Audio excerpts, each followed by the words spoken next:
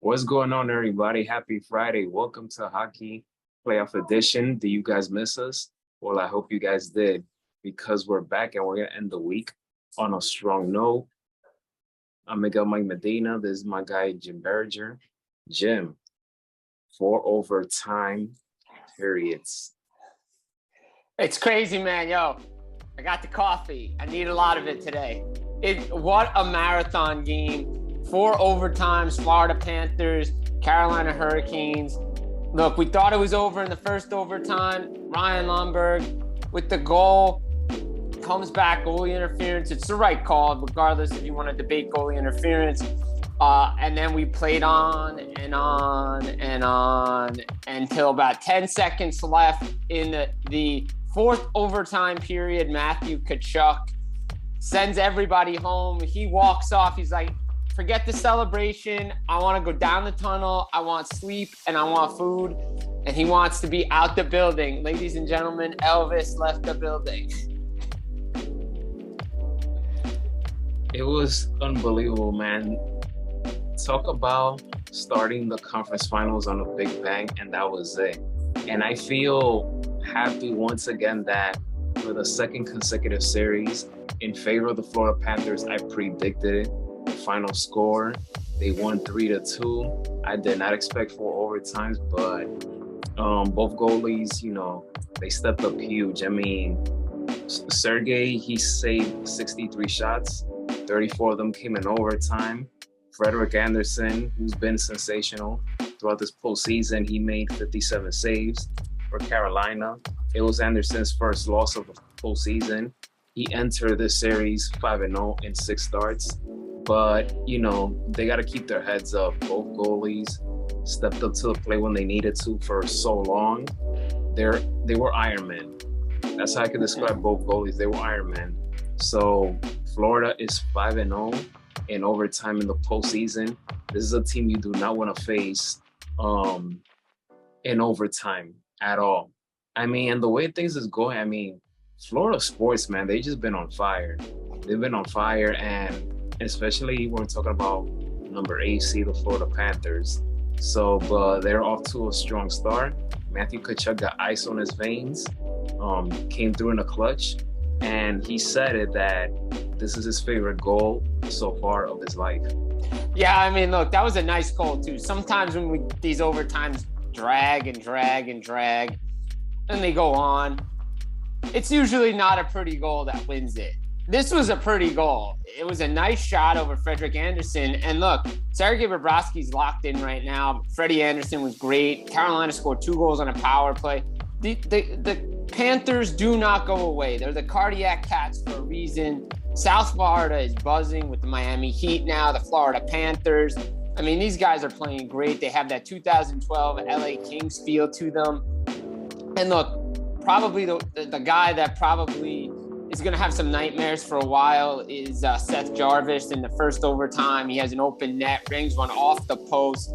And you know what? It's a shame that happened. But you know what? We've seen in other overtime games, other series, that those things happen, and usually it goes the other way. Look, 4 overtime marathon. Look, think about it. The last time we saw one like this was 2020 in the bubble with Tampa Bay and Columbus. The team that loses this series, this type of game, usually doesn't win the series. So Carolina has some work to do. Rob Brendamore spoke. He just said that possibly he goes to Antti Ranta in game 2 just because Freddie Andersen, he's a lot of work, four overtime. So everything's on the table for the Carolina Hurricanes and their goaltending. But they found out that the Florida Panthers are for real, and so was that forecheck. Yes, indeed. This is the 6th longest game in Stanley Cup's playoffs history and the longest in franchise history for both teams. 5 skaters play more than 50 minutes, so that's just unbelievable. Both teams are gassed right now. Game 2 shall be interesting as either Carolina will tie things up or Florida will go back to Florida with a commanding 2-0 lead. Now, but tonight's game, Golden Knights, Dallas Stars. Who do you have for game 1? I like Vegas. I know the road teams continue to win, and Florida is ridiculous on the road what they're doing, but I like Vegas at home. I just like the way they play. Um, their team, they're playing well, momentum. Same with, Dallas, they've only had 2 days off after that Game 7 victory, go on the road, hostile territory. Pete DeBoer knows how to coach. It's going to be an interesting game, but for some reason, slight edge to Vegas, even though the edge in goaltending goes to Dallas and Jake Oettinger. Ooh, this is a tough one for me.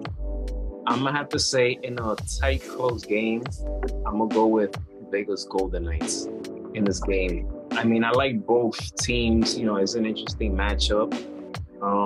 It's a tough one. It really is. But I'm going to go with the Golden Knights to win this game 4-3. That's a good score. I like that. I think this is going to be a little higher scoring than this one. I think Carolina and Florida are going to be a low-scoring affair the rest of the way out because just that's the way it's going to be. But I see this one being a higher score, and I agree with that. I'm gonna stay. I like that. I'm gonna double down with the 4-3 score. I like that one. And then real quick before we get out of here, I know this is Hockey Playoff Edition, but the Maple Leafs, Kyle Dubas not returning next year. They're going to be looking for a new general manager. Oof. It's already starting in Toronto. So, wow. We're gonna see is a storm coming. Mm-hmm. We can feel it. There's a storm coming. There's gonna be more exits, more changes. At first, I went from Austin Matthews to William Nylander, but something is telling me that Mitch Marner could be moved. Something's just telling me that he could be moved. It's somebody. There's no way in hell that the four of them is gonna stay there next year. So they're gonna move somebody. They really need to improve their defense. They really do. So, a storm is coming. Yeah, storm is definitely coming, and I agree. You can't run it back with the core four anymore. They've gotten it as far as they could in the playoffs. With Dubas not returning, maybe Pridham, maybe Stan Bowman, maybe somebody else, but they have to lock in 34. He wants to come back, but I agree. It's going to be one of Nylander. It's going to be one of Marner. It's going to be one of Tavares. And look, anybody is tradable. Any contract is tradable. It's a tough conversation, especially when it's your captain, but Tampa had to go through it with Ryan McDonough. It's going to be interesting to see what they do now, but Brendan Shanahan will speak this afternoon.